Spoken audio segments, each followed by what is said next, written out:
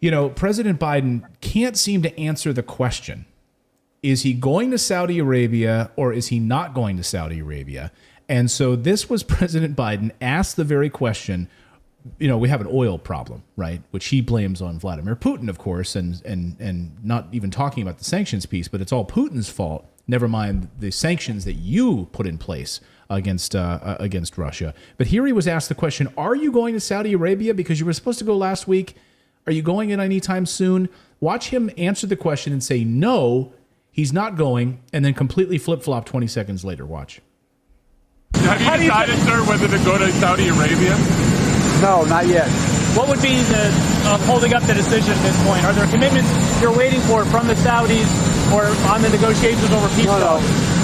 The commitments from the Saudis don't relate to anything having to do with energy. It happens to be a larger meeting taking place in Saudi Arabia. That's the reason I'm going. And it has to do with national security for them, for Israelis. I have a program. Anyway, it has to do with much larger issues than having to do with the energy. Scott, that's... So you're not going, but you're going for these reasons. Right. So you're telling me there's a chance that you're going. Scott, so on the one hand, he says, no, I'm not going. He was emphatic. No, I'm not going. I'm not going.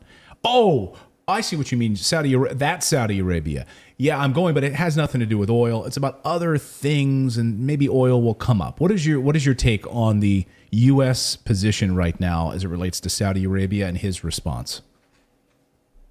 Well, I believe that Biden was intending to go to Saudi Arabia, and it became clear that Saudi Arabia wasn't going to provide Biden with the results that he wanted, which namely would be an increase in oil. Saudi Arabia would be insane to increase the production of oil at this time. They're getting windfall profits that are upping their coffers. So why would you slit your own throat economically to help out an unreliable regional partner, which is what the United States has become? That's the important part of phase two, because Biden wants to go to Saudi Arabia to be part of this larger dialogue of cobbling together a new regional reality that stands up against a resurgent Iran. I mean, we're looking at the collapse of the JCPOA nuclear, the Iran nuclear deal. Trump withdrew. Biden promised to come back in, but he's not, because he doesn't really want to go back in. But now he needs Iranian oil, but it's too late. So he has to come and help cobble together this growing alliance between Egypt, Israel, Saudi Arabia, the Gulf Arab states. And so that's what he's looking to do. He claims it has nothing to do with energy, and he's right, because the Saudis simply refused to pick up the phone on that one. They said, we're not talking about oil, buddy. We got our own energy policy. We got our own economic reality here. If you want to come and talk about, bettering relations with Israel, be our guest, but we're not going to talk energy with you.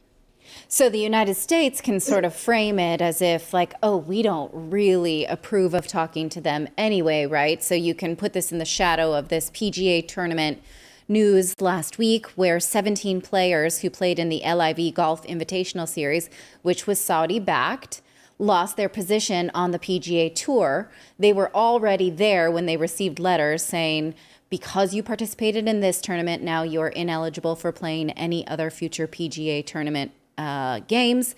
But the players said they never received any notice ahead of time. So it feels like, we're all now being put on notice like, oh no, it's us that doesn't want them, right? It feels a bit like a jealous move. And Glenn Greenwald tweeted this today. He said, I continue to find it completely baffling how people are so outraged that a bunch of golfers are participating in a tour funded by Saudi money when it's their own governments that prop up the Saudi regime with weapons, intel, and cash. The latter seems a bit more significant. But this is the thing, this is the thing, Scott, that of course mainstream media they're all over Phil Mickelson for going here. And I can't believe it. Here's Glenn Greenwald, another one. It says, yes, Phil Mickelson or whoever is playing in a golf tournament financed by Saudis. But Joe Biden, the U.S. president, not a golfer, is doing this with the Saudis as the UK government, a lot more than playing golf for them. There'd be no Saudi regime without the United States and the United Kingdom. What do you think about that? I mean, so it seems like this is how the media plays it, right? They'd rather focus on the golf stars than the real story here. Yeah, I like. First of all, I play golf. I love golf. Used to be pretty good at it. I will tell you this: I've been to a lot of these big name country clubs, and if you don't think it's about American corporate money, American corporate power, that the PGA isn't a reflection of, of the American corporate identity, which includes Raytheon, Lockheed Martin, other military industrial corporations of that nature. What I'm trying to get at is PGA money isn't clean. Okay, let's stop playing. Let's stop pretending. And PGA money isn't apolitical. Have you ever gone to the Ryder Cup and taken a look at the chanting USA, USA, as if we're feeding the world by playing a game of golf? I'm not going to sit here and pretend that the Saudis are noble and that their money is clean. It's not, and they're not. But it's a game. It's a game played for money. And the money that's been backing golf from the very beginning has never been clean. Never. If you think U.S. golf money is clean, you don't know anything about how the role golf plays in corporate America today. And Glenn Greenwald is 100% correct. The hypocrisy to say that Saudi Arabia can't pay golfers, not just golfers. Saudi Arabia can't underwrite a F1, Formula One race. They can't do this sport. They can't do that sport. They can't pretend to be cultured. They can't buy art. They can't do anything because they're a bad regime. They've been cutting off heads for ever since we've had diplomatic relations with them, and never seemed to bother too many Americans.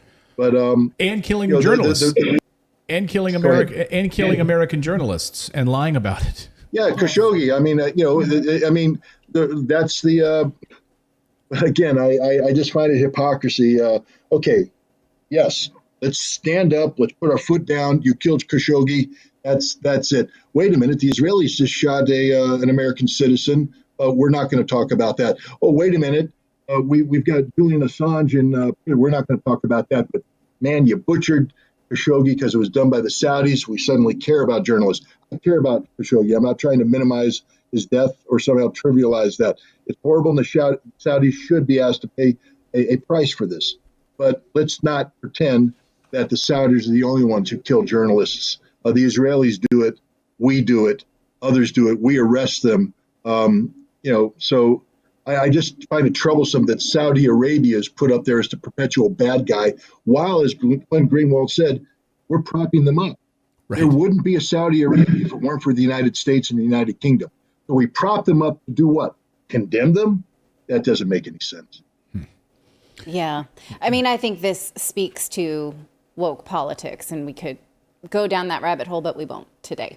No. Thank you so much for subscribing to our channel. We've been banned, we've been blocked, we've been censored. That's why we started our own website, to stay connected with you for free.